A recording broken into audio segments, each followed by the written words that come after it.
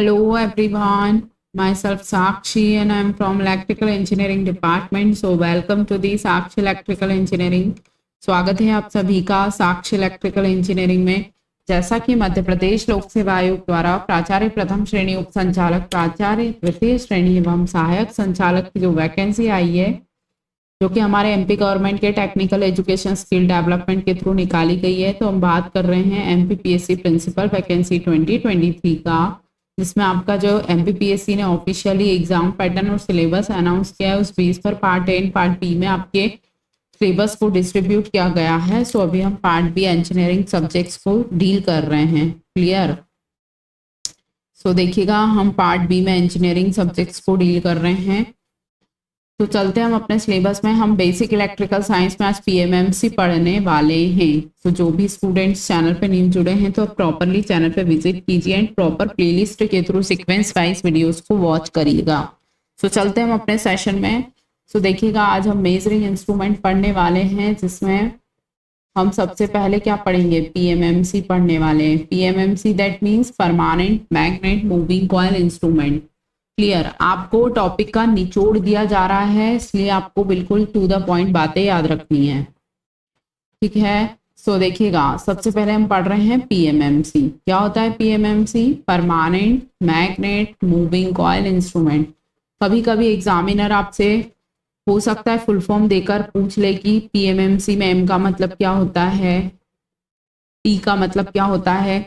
तो आपको ये फुल फॉर्म याद रखना है, permanent magnet moving coil instrument. PMMC stands for permanent magnet moving coil instrument. So देखिएगा, ये हमारा पीएमएमसी है। इसमें देखिए परमानेंट मैग्नेट है, जो कि एल्निको का बना होता है, एल्यूमिनियम निकिल कोबाल्ट। ओके, ये स्केल है, ये इसका पॉइंटर है। ठीक है, ये हमारे मैग्नेट का नॉर्थ पोल है, साउथ पोल है।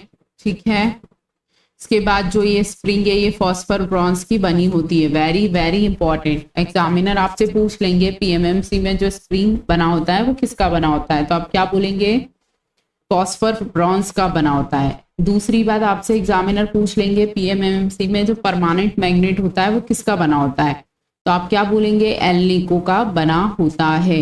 इतनी बातें आप क्या याद करनी है, याद रखनी है।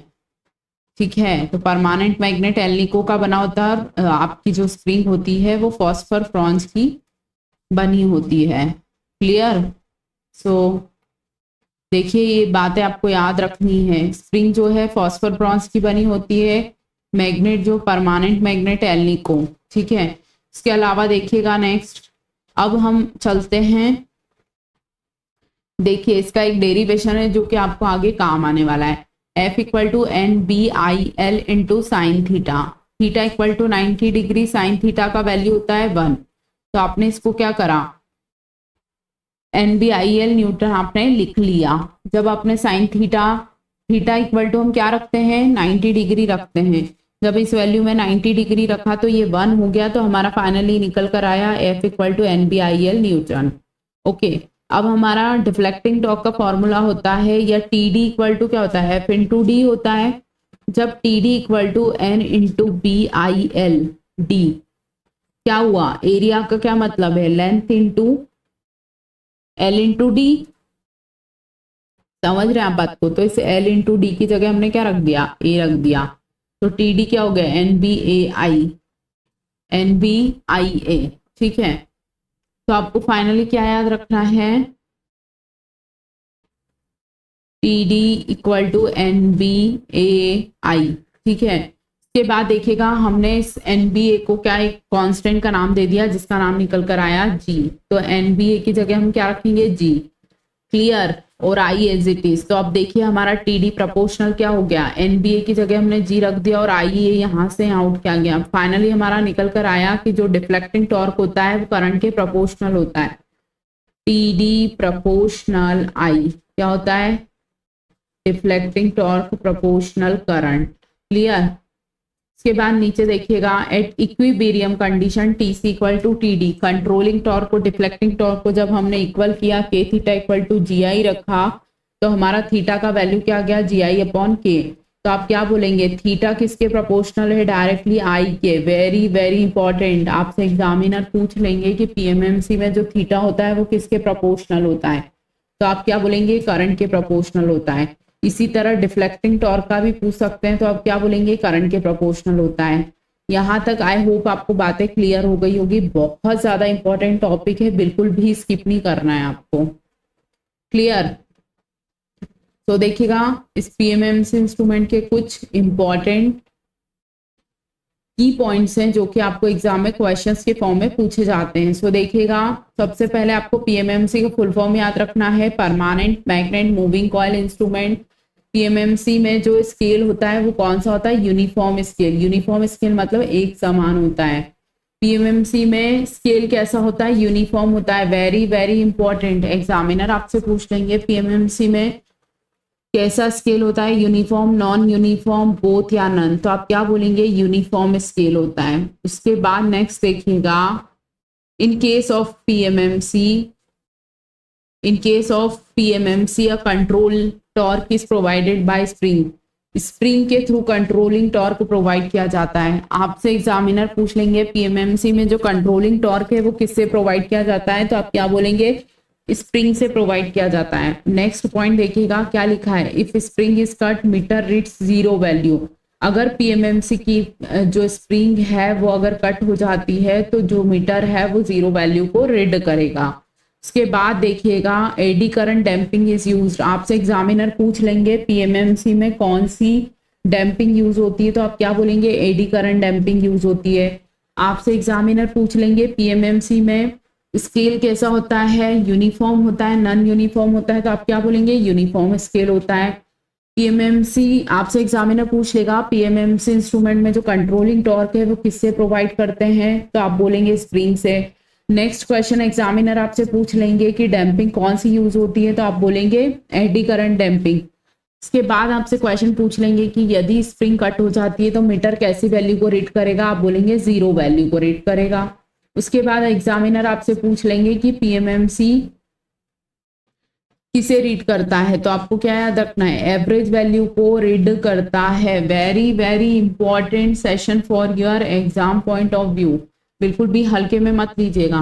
पीएमएमसी कौन सी वैल्यू को रीड करता है, एवरेज वैल्यू को रीड करता है। पीएमएमसी किस पे वर्क करता है, ओनली एट डीसी। एग्जामिनर आपसे पूछ लेंगे पीएमएमसी किस पे वर्क करता है, AC, DC, AC and, DC and none, तो आप क्या बोलेंगे, पीएमएमसी जो होता है डीसी पे वर्क करता है। उसके बाद नेक्स्ट देखिएगा, नेक्स्ट क्या निकल कर आ रहा है, torque to weight ratio is very high so friction error is less. आपसे एग्जामिनर पूछ लेंगे, क्या पूछ लेंगे कि पीएमएमसी का जो टॉर्क टू वेट रेशियो होता है वो कैसा होता है, तो आप क्या बोलेंगे, वेरी हाई होता है। तो फ्रिक्शन एरर कैसा होगा, तो आप बोलेंगे लेस होता है। Clear, very very important. क्या क्वेश्चन निकल कर आएगा कि पीएमएमसी का टॉर्क टू वेट रेशियो कैसा होता है, तो आप बोलेंगे वेरी हाई होता है। फ्रिक्शन एरर कैसा होता है, लेस होता है। उसके बाद देखिएगा क्या लिखा है, if pure sinusoidal signal passes through PMMC it reads zero. अगर आपने पीएमएमसी को पियर साइनोसाइडल सिग्नल दिया तो पीएमएमसी क्या रीड करेगा, तो आप बोलेंगे जीरो रीड करेगा। क्लियर। उसके बाद नेक्स्ट देखिएगा, if half wave rectifier passes through PMMC it reads. आपसे एग्जामिनर पूछ लेंगे कि पीएमएमसी, अगर हम हाफ वेव रेक्टिफायर को पीएमएमसी से पास करें तो आप क्या रीड करेगा पीएमएमसी, तो आप क्या बोलेंगे, IM by pi, BM by pi. उसी तरह एग्जामिनर आपसे पूछ लेगा कि यदि फुल वेव रेक्टिफायर में जो आउटपुट है अगर वो पीएमएमसी से पास करते हैं तो आपका जो इंस्ट्रूमेंट है वो 2IM बाय पाई और 2BM बाय पाई रीड करेगा। यहाँ से बहुत सारे क्वेश्चन निकल कर आएंगे इस टॉपिक से। ठीक है, अब देखिए, आपने बेसिक इलेक्ट्रिकल इंजीनियरिंग पढ़ा होगा तो उसमें आपको ये निकालना बताया होगा। ये देखिए एक इक्वेशन है, क्योंकि हमारा पीएमएमसी एवरेज वैल्यू को रीड करता है तो हमें एवरेज वैल्यू निकालनी है। तो कैसे, I इक्वल टू क्या होगा, I0 plus I1 sine omega T plus I2 sign omega T, है ना। तो I एवरेज क्या हो जाएगा, I0 हो जाएगा। मान लीजिए आपको एक इक्वेशन के फॉर्म में ये दे दिया 3 प्लस 4 साइन ओमेगा टी, ठीक है, प्लस 6 साइन 2 ओमेगा टी, इस टाइप का क्वेश्चन दे दिया और आपसे पूछा कि आई एवरेज बताइए, तो आप डायरेक्टली 3 मार्क करेंगे ना, आंसर क्या जाएगा 3। तो ये क्वेश्चन आपको ध्यान रखना है, क्या ध्यान रखना है कि पीएमएमसी केवल डीसी को मेजर करता है, एवरेज वैल्यू को मेजर करता है। ओके, सो नेक्स्ट देखिएगा, नेक्स्ट क्या है, इन्हांसमेंट ऑफ मीटर्स। मीटर का इन्हांसमेंट, सबसे पहले अमीटर शंट की बात कर लेते हैं हम।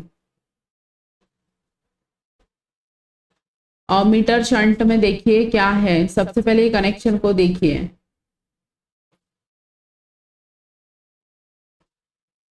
आई यहां से जा रहा है, ये मीटर का रेजिस्टेंस है, ये मीटर का करंट है और ये शंट रेजिस्टेंस है। क्लियर, एम इक्वल टू क्या होता है, आई अपॉन आई एम होता है। अब इधर देखिए, मीटर करंट के से निकालेंगे हम total current into R S H upon R S H plus R M, ये दोनों पैरेलल में है, ये टोटल करंट है और हमें क्या निकालना है, मीटर का करंट निकालना है। तो मीटर का करंट क्या हो जाएगा, meter current equal to total current into shunt resistance upon shunt resistance parallel R M. Clear, ये आपका मेन फॉर्मूला हो गया। अब आपने क्या करा, इस आई एम के अपॉन में आई ले आए आप। देख, आई होप आपको क्लियरली स्क्रीन विजिबल हो रही होगी।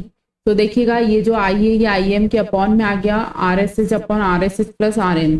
जब आपने इसको और करके उल्टा करा, दैट मीन्स आपने इसको अपोजिट कर दिया, इस इक्वेशन को उल्टा लिख दिया, तो क्या हो गया, I upon I M equal to R S H plus R M upon R S H. Clear, तो अब ये जो वैल्यू आई आपकी आई अपॉन आई एम, ये हमने बताया ना एम के इक्वल होती है, तो जब एम के इक्वल होती है तो आपकी फाइनली एम की वैल्यू क्या आई, R S H plus R M upon R S H. Clear, जब आप इसको इंटू करेंगे, M into R S H plus R M into R S H minus R S H equal to R M, जब आप इसको solve करेंगे तो आपका जो फाइनल वैल्यू निकल कर आएगा वो आएगा R S H equal to R M upon M minus 1। M क्या होता है, मल्टीप्लाइंग फैक्टर होता है। ठीक है, तो अब आप क्या लिखा है इसमें, bye decreasing the value of shunt resistance the range of ammeter is increase. आपसे एग्जामिनर पूछ लेंगे कि शंट रेजिस्टेंस की वैल्यू को बढ़ाकर या घटाकर अमीटर की रेंज को बढ़ाया जा सकता है, तो आप क्या बोलेंगे, शंट रेजिस्टेंस को घटाकर अमीटर की रेंज को बढ़ाया जा सकता है। Very very important point. So आपको क्या याद रखना है, ये वाला पॉइंट याद रखना है, by decreasing the value of shunt resistance the range of ammeter is increased. Very very important. Okay,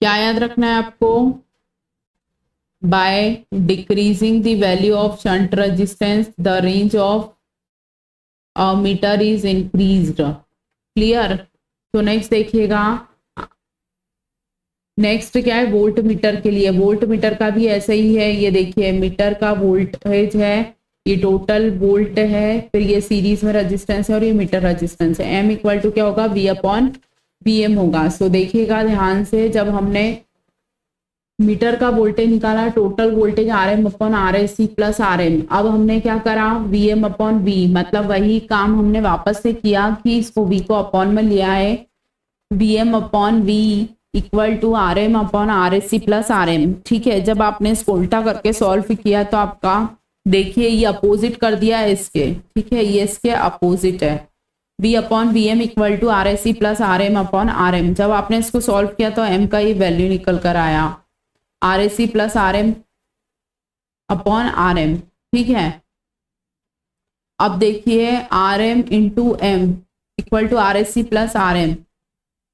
जब आपने इसको सॉल्व किया, ये वाला आर एम उठ के इधर आ गया और ये आर एस सी, जब आपने इसको सॉल्व किया हमने यहाँ से आर एम कॉमन ले लिया, m minus 1 equal to R S C, ये आपका फॉर्मूला हो गया। तो आपका फाइनली फॉर्मूला निकल कर आया R S C equal to R M M minus 1।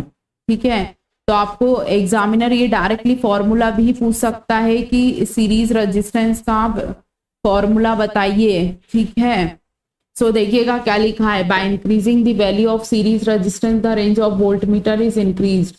क्या लिखा है, आप क्या कर सकते हैं, सीरीज रेजिस्टेंस की वैल्यू को इंक्रीज कर सकते हैं। कैसे, वोल्ट मीटर, सॉरी, आप सीरीज रेजिस्टेंस को इंक्रीज करके क्या कर सकते हैं, वोल्ट मीटर की रेंज को इंक्रीज कर सकते हैं। Very very important. आपसे एग्जामिनर पूछ लेंगे कि वोल्ट मीटर की रेंज को कैसे इंक्रीज करेंगे, तो आप क्या बोलेंगे, सीरीज रेजिस्टेंस की वैल्यू को इंक्रीज कर कर। क्लियर।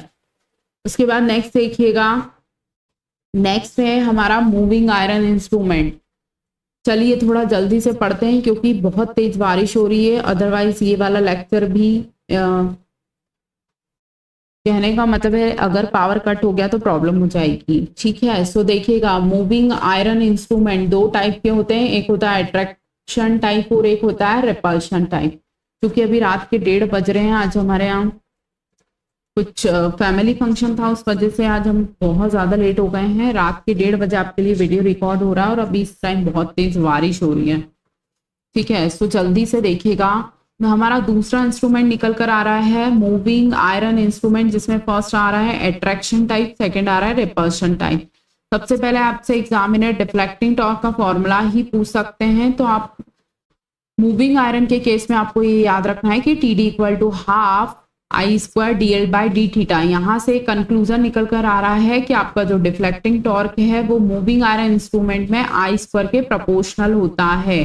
ये बात आपको याद रखनी है, PMMC में ओनली I होता है और मूविंग आयरन इंस्ट्रूमेंट में I² होता है। ये देखिए वेरी इंपॉर्टेंट लिखा हुआ है। इसके बाद देखिएगा, अंडर स्टडी स्टेट कंडीशन जब हम कंट्रोलिंग और डिफ्लेक्टिंग टॉर्क को इक्वल करते हैं, K theta equal to half I² DL by D theta, theta equal to क्या हो गया, के अपॉन में चला गया तो हाफ I² के DL बाई डी थीटा, तो थीटा प्रोपोर्शनल क्या हो गया, I² हो गया।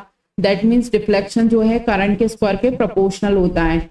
अब आपसे एग्जामिनर पूछ लेंगे कि जो मूविंग आयरन इंस्ट्रूमेंट होता है वो क्या मेजर करता है और क्या नहीं मेजर करता है। It measure RMS value, it works both AC and DC। उसके बाद आप देखिएगा क्या एयर फ्रिक्शन डैम्पिंग यूज होती है किसमें, मूविंग आयरन इंस्ट्रूमेंट में, लेकिन PMMC में क्या होती थी, एडी करंट डैम्पिंग यूज होती थी।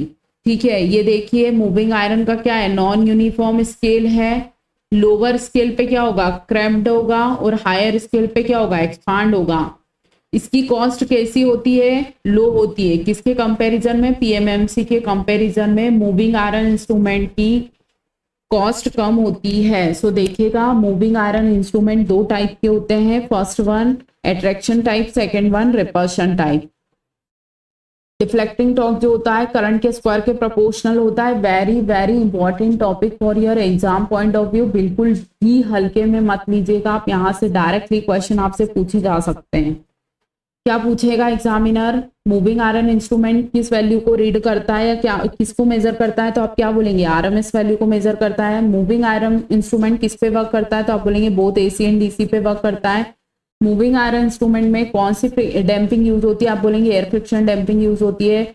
मूविंग आयरन इंस्ट्रूमेंट का स्केल कैसा होता है, तो आप बोलेंगे नॉन यूनिफॉर्म होता है। लोअर स्केल कैसा, लोअर पर हम क्या क्रैम्प्ड होता है और हायर पे क्या होता है, एक्सपांड होता है ना। उसके बाद नेक्स्ट देखिएगा, जैसा हमने PMMC में पढ़ा उसी तरह हमारा मूविंग आयरन में क्या होता है, if pure sinusoidal signal passes through moving iron, measure क्या करता है, IM/√2 BM/√2। अगर आप मूविंग आयरन इंस्ट्रूमेंट को प्योर साइनोसाइडल सिग्नल से पास करते हैं तो आपका ये जो आयरन मूविंग आयरन इंस्ट्रूमेंट है वो IM/√2 और BM/√2 रीड करता है। उसी तरह देखिएगा, जब आप हाफ वेव रेक्टिफायर को पास करते हैं मूविंग आयरन इंस्ट्रूमेंट से तो मेजर क्या होता है, IM/2 और BM/2।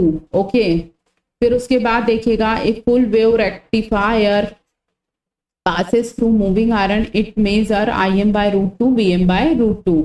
ओके, उसके बाद देखिएगा, आपसे एग्जामिनर पूछ लेगा कि मूविंग आयरन क्या, तो आप बोलेंगे RMS वैल्यू को रीड करता है।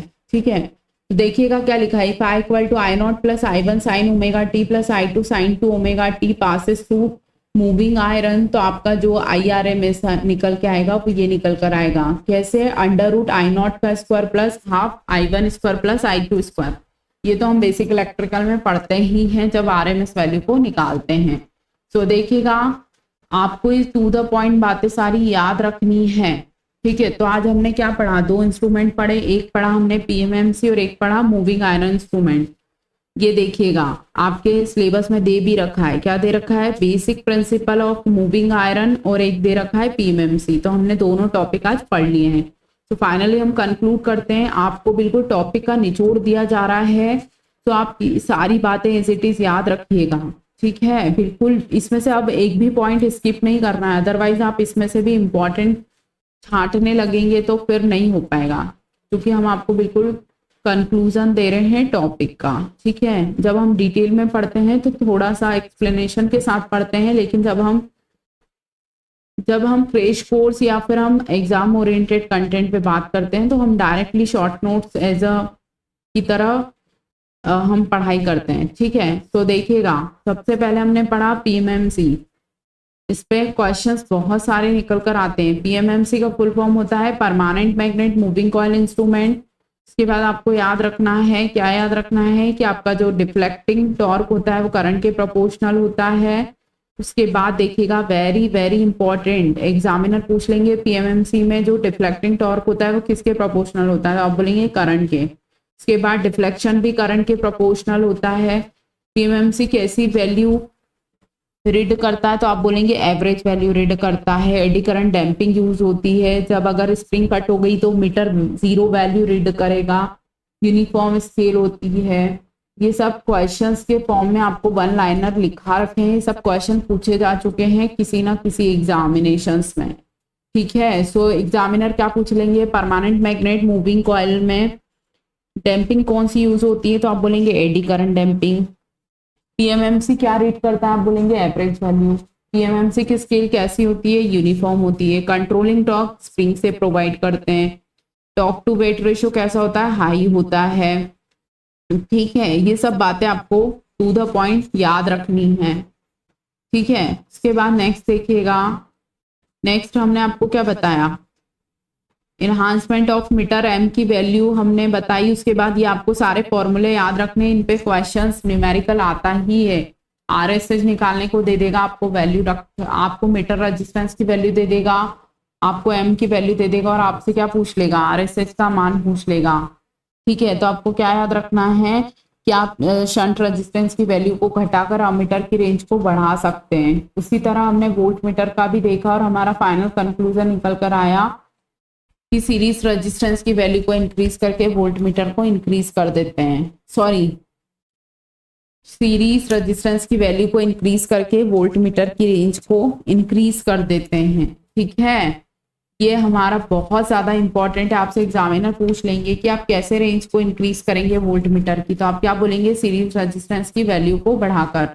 उसी तरह हमने आपको मूविंग आयरन इंस्ट्रूमेंट पढ़ाया, ये आज का हमारा सेकंड इंस्ट्रूमेंट था जिसको हमने बोला मूविंग आयरन इंस्ट्रूमेंट। इसमें दो टाइप के इंस्ट्रूमेंट होते हैं, आपसे एग्जामिनर बेसिक से क्वेश्चन पूछ सकता है, बताइए मूविंग आयरन इंस्ट्रूमेंट में कौन कौन से टाइप्स होते हैं, ट्रैक्शन, रिपल्शन, कुछ और ऑप्शन देके आपको कंफ्यूजन क्रिएट कर सकते हैं, इसलिए सारी बातों को आप ध्यान से सुनिए। उसके बाद डिफ्लेक्टिंग टॉर्क का फॉर्मूला किसके प्रोपोर्शनल होता है, आई स्क्वायर के। मूविंग आयरन आरएमएस वैल्यू को रीड करता है, एसीडीसी दोनों पे वर्क करता है। एयर फ्रिक्शन डैम्पिंग होती है, नॉन यूनिफॉर्म स्केल होती है।